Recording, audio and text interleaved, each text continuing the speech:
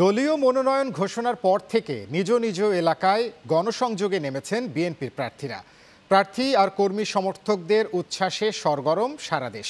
ধানের শীষকে জয়ী করার প্রত্যয় জানিয়েছেন তারা। আরও থাকছে প্রতিবেদনে।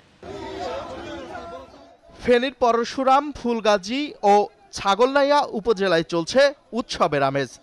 বিএনপির ঘাঁটি হিসেবে পরিচিত এই আসনে আসন্ন নির্বাচনে ধানের শীষ নিয়ে নির্বাচন করবেন বিএনপি চেয়ারপারসন ও সাবেক প্রধানমন্ত্রী বেগম খালেদা জিয়া। আর তারই ফলশ্রুতিতে লিফলেট বিতরণ থেকে শুরু করে আনন্দ মিছিল চলছে জেলা জুড়ে। কিশোরগঞ্জ ৪ আসনে বিএনপির মনোনয়ন পেয়েছেন বীর মুক্তিযোদ্ধা অ্যাডভোকেট ফজলুর রহমান। ঘোষণার পর থেকেই ইটনা, বিঠামইন ও অষ্টগ্রামের বিভিন্ন এলাকায় বিএনপি ও সহযোগী সংগঠনের নেতাকর্মীরা আনন্দ মিছিল বের করেন। বিএনপির ত্যাগী নেতা এম ইলিয়াস আলীর সহধর্মিণী তাহসিনা রুশদি লুনা ধানের শীষ প্রতীকে লড়বেন সিলেট ২ আসন থেকে। সকালে হযরত শাহজালাল রহমতুল্লাহের মাজার জিয়ারতের মধ্য দিয়ে গণসংযোগ শুরু করেন তিনি। এ সময় বলেন, বিএনপি ক্ষমতায় গেলে ইলিয়াস আলীর গুমের বিষয়টিকে সর্বোচ্চ গুরুত্ব দিয়ে দেখা হবে।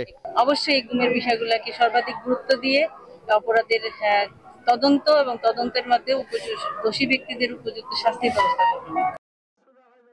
নওগাঁ ৩ আসনে বিএনপির মনোনয়ন পাওয়ায় আল্লাহর দরবারে শুকরিয়া আদায় করে গণসংযোগ শুরু করেছেন জনপ্রিয় নেতা ফজলে হুদা বাবুল। কক্সবাজার ৩ আসনে ধানের শীষের প্রতীক নিয়ে নির্বাচনে লড়বেন লুৎফুর রহমান কাজল। ঘোষণা পরবর্তী সংবাদ সম্মেলনে তিনি তারেক রহমান ঘোষিত ৩১ দফা বাস্তবায়ন এবং একই সাথে ধানের শীষকে জয়ী করার প্রত্যয় ব্যক্ত করেন।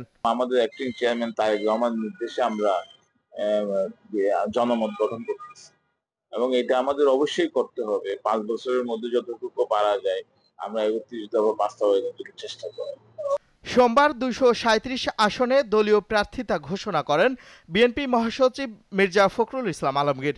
এরপর থেকেই সরগরম হয়ে উঠেছে দেশের রাজনীতির মাঠ। আল নোমান, চ্যানেল 9।